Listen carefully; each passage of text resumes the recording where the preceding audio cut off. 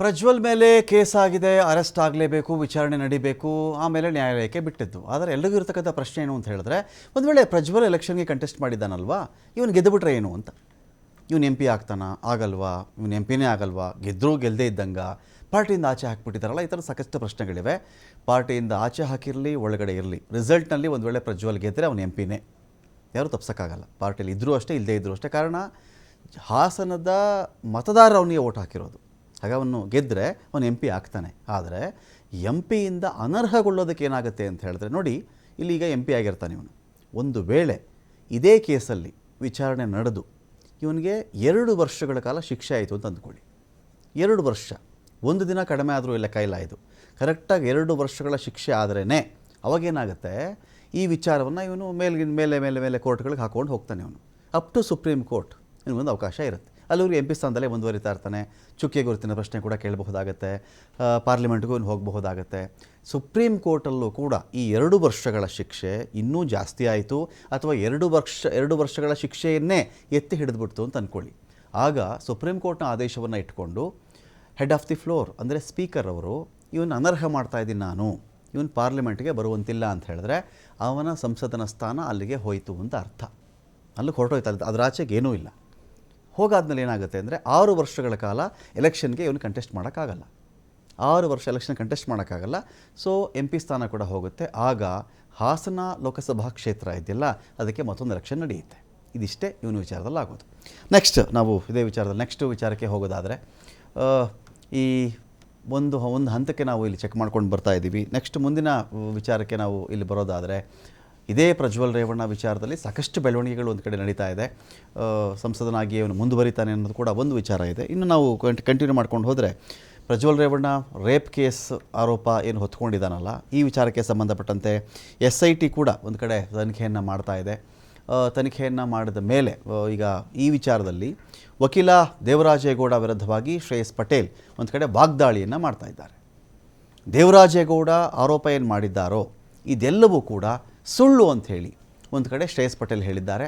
ಇಷ್ಟೊಂದು ಕೊಚ್ಚೆ ರಾಜಕಾರಣಕ್ಕೆ ಯಾರೂ ಇಳಿಯಬಾರದು, ಇಷ್ಟೊಂದು ಕೊಚ್ಚೆ ರಾಜಕಾರಣಕ್ಕೆ ಯಾರು ಇಳಿಯಬಾರದು ಅಂತ ಕೂಡ ಶ್ರೇಯಸ್ ಪಟೇಲ್ ಮಾತನಾಡಿದ್ದಾರೆ. ನಂದು ಒಂದೇ ಒಂದು ದಾಖಲೆಯನ್ನು ಬಿಡುಗಡೆ ಮಾಡಲಿ ನೋಡೋಣ, ಹಾಗೇನಾದರೂ ಮಾಡಿಬಿಟ್ರೆ ನಾನು ರಾಜಕೀಯದಿಂದ ನಿವೃತ್ತಿ ಆಗಿಬಿಡ್ತೀನಿ, ಪೆನ್ ಡ್ರೈವ್ ಹಂಚೋದಕ್ಕೂ ನನಗೂ ಏನೇನೂ ಸಂಬಂಧ ಇಲ್ಲ, ಒಂದು ಸಾಕ್ಷಿ ಕೊಟ್ಟರೆ ಸಾಕು. ಒಂದು ವೇಳೆ ನಾನು ಚುನಾವಣೆಯಲ್ಲಿ ಗೆದ್ದರೂ, ಇದೇ ಹಾಸನ ಲೋಕಸಭಾ ಕ್ಷೇತ್ರದಲ್ಲಿ ನಾನು ಗೆದ್ದರೂ ಕೂಡ, ಇದೇ ದೇವರಾಜೇಗೌಡ ನನ್ನ ವಿರುದ್ಧ ಈತ ಮಾಡಿರ್ತಕ್ಕಂಥ ಆರೋಪಕ್ಕೆ ಸಂಬಂಧಪಟ್ಟಂತೆ ಒಂದು ಸಾಕ್ಷಿ ಕೊಟ್ಬಿಟ್ರೂ ಕೂಡ ನಾನು ಆಗಲೇ ರಿಸೈನ್ ಮಾಡ್ತೀನಿ.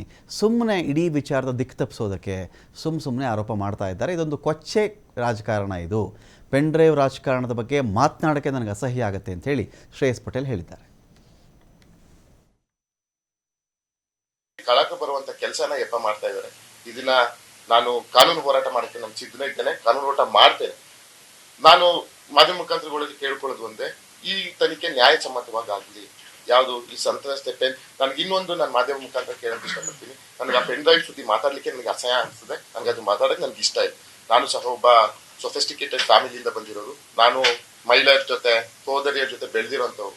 ನಾನು ಮಾತಾಡೋಕೆ ನನಗೆ ಇದ್ರ ಬಗ್ಗೆ ಇಷ್ಟ ಇಲ್ಲ. ಹಾಗಾಗಿ ನ್ಯಾಯಸಮ್ಮತವಾಗಿ ಅದು ತನಿಖೆ ಆಗ್ಲಿ. ಏನ್ ಇವ್ರು ಹೇಳ್ತಾ ಇದಾರಲ್ಲ, ಅವ್ರು ಬಿಟ್ರು ಇವ್ರು ಬಿಟ್ರು ಅಂತ ಏನೇನೋ ಹೇಳ್ತಾ ಇದಾರೆ, ಚುನಾವಣೆ ಟೈಮಲ್ಲಿ ಬಿಟ್ರು, ಹಾಗೆ ಬಿಟ್ರು, ಅವ್ರ ಮನೆಗೆ ಹೋಗಿದ್ರು, ಅದನ್ನೆಲ್ಲ ಸಾಕ್ಷಿ ಸಮೇತ ಕೊಡ್ಲಿ, ಅದನ್ನು ತನಿಖೆ ಆಗ್ಲಿ. ತನಿಖೆಯಲ್ಲಿ ಯಾರು ತಪ್ಪಿತರಿಸಿರ್ತಾರೋ ಅವ್ರಿಗೆ ಶಿಕ್ಷೆ ಆಗ್ಲಿ. ನಾನಂತೂ ಇಷ್ಟಕ್ಕೆಲ್ಲ ಈ ಗೊಜ್ಜೆ ರಾಜಕಾರಣಕ್ಕೆ ನೇರ ಕಾರಣ ದೇವರಾಜೇಗೌಡ. ಏನು BJP ಮುಖಂಡ ಮತ್ತೆ ವಕೀಲ ಅಂತ ದೇವರಾಜೇಗೌಡ ಅವರು ಇಲ್ಲಸಲ್ಲದ ಆರೋಪ ಮಾಡಿ ಒಂದು ಸುಳ್ಳಿನ ಸುರಿಮಳೆನೆ ನಮ್ಮ ಪಕ್ಷದ ನಾಯಕರುಗಳಂತಹ ಕೇಂದ್ರ ಸರ್ಕಾರದ ಮುಖ್ಯಮಂತ್ರಿಗಳು, ಉಪಮುಖ್ಯಮಂತ್ರಿಗಳ ಮೇಲೆ, ನನ್ನ ಮೇಲೆ ಇಲ್ಲಸಲ್ಲದ ಆರೋಪಗಳನ್ನ ಮಾಡಿದ್ದಾರೆ. ಅದೇ ನನಗೆ ಮಾಹಿತಿ ಇರುವಂತದ್ದು. ಇದೆಲ್ಲ ನಾನು ಮಾಧ್ಯಮ ಮುಖಾಂತರಗಳಲ್ಲಿ ಸ್ಪಷ್ಟಪಡಿಸುವುದೇನಂತ ಹೇಳಿದ್ರೆ, ಇದು ಸುಳ್ಳಿನ ಕಂತೆಗಳನ್ನ ಮಾಧ್ಯಮಗಳ ಮುಂದೆ ನೆನ್ನೆ ಇಟ್ಟಿದ್ದಾರೆ. ಅದ್ರಲ್ಲಿ ಹೇಳಿದ್ರಲ್ಲಿ ಯಾವುದೇ ಭಾಗಶಃ 1% ಸಹ ಸತ್ಯಾಂಶ ಇಲ್ಲದು ಮೇಲ್ನೋಟಕ್ಕೆ ಕಾಣ್ತಿದೆ. ಪಾರದರ್ಶಕವಾಗಿ SIT ಇಂದ ತನಿಖೆ ನಡೀತಾ ಇದೆ. ತನಿಖೆ ಆಗ್ಲಿ ಅಂತ ನಾನು ಆಗ್ರಹಿಸಿದ್ರೆ ನಾನು ಒಬ್ಬ.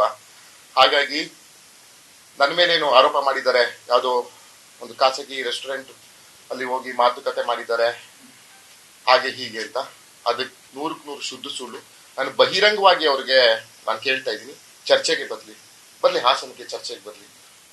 ಹಸಿ ಬಿಸಿ ಚರ್ಚೆಗಳಾಗಿತ್ತ ಇದನ್ನೆಲ್ಲ ಕೇಳಿ ಎಂಕ್ವೈರಿ ಮಾಡಲಿ. ನಾನು ಅದ್ರಲ್ಲಿ ಒಂದೇ 1% ನನ್ನ ಪಾತ್ರ ಇದ್ರೆ ನಾನು ರಾಜಕೀಯವಾಗಿ ಹಿಂದೆ ಸರಿದ್ಬಿಡ್ತೀನಿ.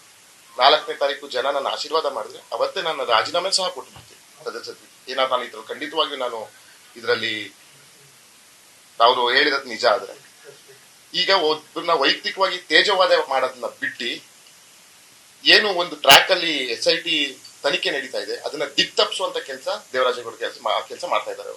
ಅವರು ವಕೀಲರಾಗಿದ್ದವರು ಸುಪ್ರೀಂ ಕೋರ್ಟ್ ಅಲ್ಲಿ ವಾದ ಮಂಡಿಸಿದ್ದೀನಿ, ಹೈಕೋರ್ಟ್ ಅಲ್ಲಿ ವಾದ ಮಂಡಿಸಿದ್ದೀನಿ ಅಂತ ಅವರಾಗೆ ಹೇಳ್ಕೊಂತಾರೆ. ಆದ್ರೆ ಯಾಕೆ ಒಬ್ಬರ ಮೇಲೆ ಈಗ ವೈಯಕ್ತಿಕವಾಗಿ ಈ ತರ ತೇಜೋವಧೆ ಮಾಡ್ತಾರೆ ಅನ್ನೋದು ನನಗಂತೂ ಗೊತ್ತಿಲ್ಲ. ಅವರು ಕಾಂಗ್ರೆಸ್ ಪಕ್ಷದಲ್ಲಿ ಇದ್ದಾರೋ, ಬಿಜೆಪಿ ಇದ್ದಾರಾ, JDS ಅಲ್ಲಿ ಇದ್ದಾರ